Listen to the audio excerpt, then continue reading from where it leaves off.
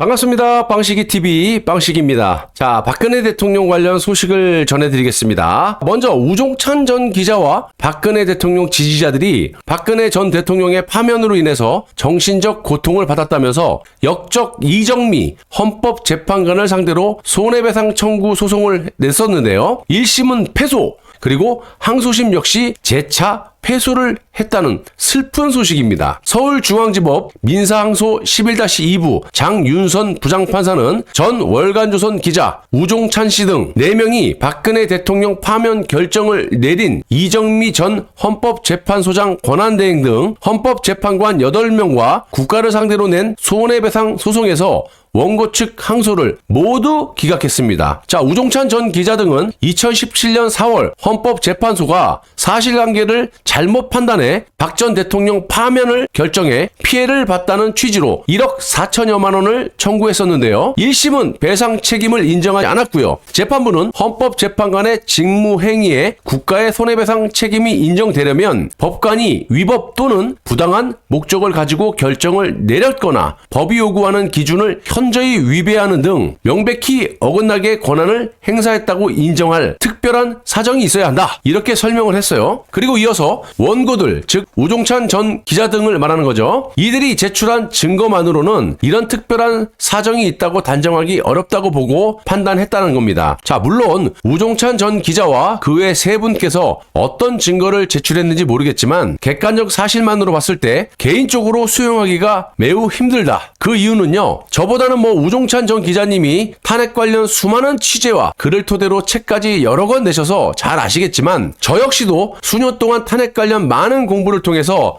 방송을 해오지 않았습니까? 그리고 탄핵 정국 당시 검사들과 판사들, 헌법재판관들의 부당한 행태를 여러분들께 호소를 해왔고요. 자, 지금 수년이 흘러 탄핵 관련 재판들이 무죄로 판결이 나는 상황에서 다른 사람도 아니고 역적 이정미에 대한 소송을 패소했다라는 건 있을 수 없는 상황이 벌어졌다고 보고 있는 겁니다. 물론 이 재판에 대해서 서두에도 말씀드렸다시피 우 전 기자님이 어떤 증거를 제출했는지 모르겠지만 이정미 재판관의 있을 수 없는 당시 재판 상황을 두고 봤을 때 이해할 수 없는 이정미 재판관의 성급한 탄핵 결정, 그리고 다른 많은 용어도 많은데 하필 박근혜를 파면한다 이런 용어를 썼는지, 또 다른 재판관도 많은데 이정미의 임기에 맞춰서 박근혜 대통령을 탄핵 인용했었는지 등등등을 반드시 재심 청구를 통해 발본색원에서 손해배상 청구를 넘어 역적 이정미의 부당한 탄핵 결정에 대한 합당한 처벌을 해야 된다고 보고 있습니다.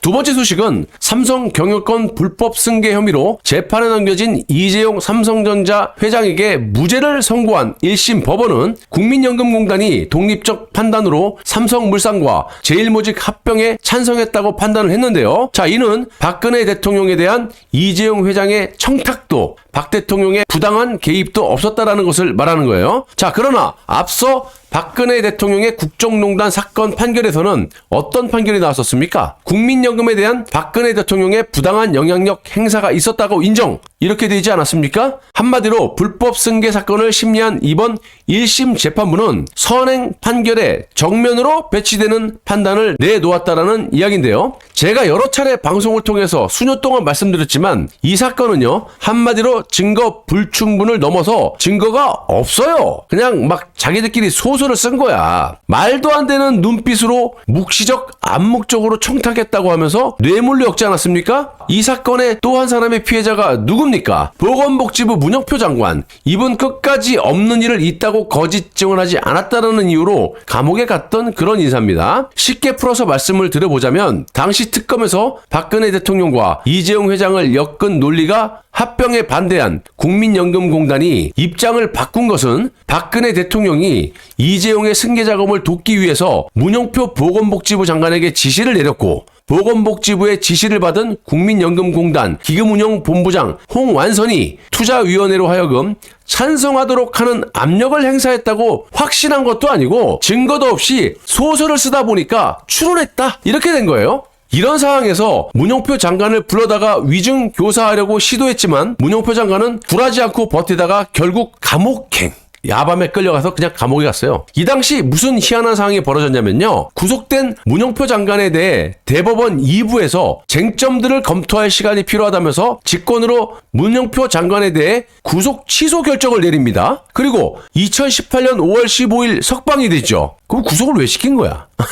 아무튼 그런데 석방 후 3년이 다 지나가는 동안 대법원은 최종 선고를 못 내립니다. 그 이유를 들어보시면 당시 죄도 없는 박근혜 대통령을 끌어내리기 위해서 수많은 보수 인사들이 무자비로 감옥에 끌려갔다. 또 집어넣었다라는 걸 아실 수가 있다라는 겁니다. 그 예가 바로 문영표 장관이고요. 박근혜가 시켰다고 해. 그럼 끝날 것을 왜 그렇게 고집을 피우냐? 왜 사소고생을 해? 이거 누가 한 말입니까? 현 대통령이 당시 수사팀장을 할 때 했던 팩트입니다. 아무튼 대법원에서도 문영표 장관에 대해서 최종 선고를 내릴 수 없었던 이유는 대법원 1심, 2심에서 유죄가 이미 확정된 문영표 장관의 상고를 기각해버리면 형이 확정이 되지 않습니까? 그런데 만약 이렇게 해버리면 대한민국 정부, 즉 문재인 정부는 삼성물산 주식의 상당수를 보유한 외국계 사모펀드 엘리엇에게 1조 원 이상을 배상해야 했기 때문에 그렇게 못했던 거예요. 반대로 대법원이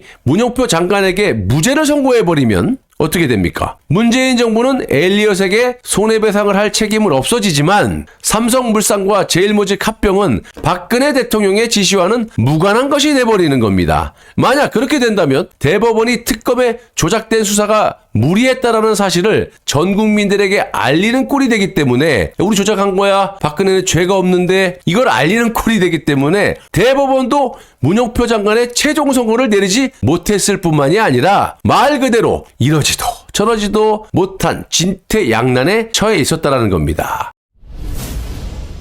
자, 탄핵 전국 당시 박근혜 대통령은 말할 것도 없이요. 억울하게 탄핵 그리고 4년 10개월 동안이나 옥고를 치르시고 전 재산까지 싹 다 몰수당하시는 수모를 겪으셨지만 절대로 잊지 말아야 할 점이 또 있죠. 문재인의 패악질이라는 겁니다. 전 세계 역사상 이런 놈은 찾아볼 수가 없다는 겁니다. 전 세계 역사상 이런 놈은 찾아볼 수가 없습니다. 이거 뭐 영화의 한 대목이 아무튼 히틀러도 비교가 안 될 만큼의 정치보복을 했던 놈이 문재인이에요. 문재인 이놈은 집권하자마자 지금과 같은 대한민국 정치 상황을 만들어서 영구적으로 집권하기 위해 갖고 일단 이명박 박근혜 정부의 보수 인사 수백 명을 특별한 죄도 없이 직권남용, 권리행사 등으로 감옥에 싹 다 쳐넣고요. 심지어 자기 진영의 좌파 인사들까지 무차별적으로 감옥에 집어넣고 정치 생명을 끊어놓은 자입니다. 대표적으로 노무현의 친구인 안희정을 집어넣었죠. 그리고 자신을 대통령으로 당선되게 노력한 훌훌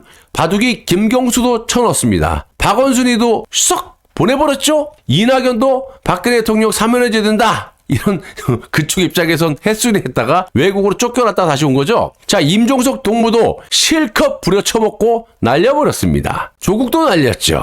이재명도 지금 뒤에서 조종을 하면서 고양이가 쥐를 잡아먹기 전에 툭툭 가지고 놀듯이 그런 짓거리를 하고 있는 게 문재인입니다. 이런 놈이 세상에 있었습니까? 지금도 보시면 여기저기 문어발처럼 탁탁 걸쳐놓고 자기 편들을 국회에다 입성시켜가지고 내각제로 가려고 지랄 발광을 하고 공작을 펼치고 있는 게 문재인이에요. 제가 오래전부터 말씀드렸다시피 문재인이 이런 짓거리를 한 최종 목적이 뭐냐? 바로 내각제 또는 이원집정제를 통해서 자신의 죄를 영원히 묻어버리고 영구집권을 하겠다라는 거예요. 반드시 막아야겠죠. 박근혜 대통령 탄핵도 내각제와 무관하지 않다. 수차례 입이 부르트도록 말씀드린 게 바로 저 빵식입니다. 아무튼 이런 개떡같은 상황이었지만 현재 재판 결과를 보시면 하나같이 박근혜 대통령 관련 탄핵 재판들이 줄줄이 무죄가 나오고 있는 상황이고요. 이것 또한 탄핵 관련 재심 청구를 통해서 발본색원하여 관련자들을 법으로 응징해야 할 것입니다.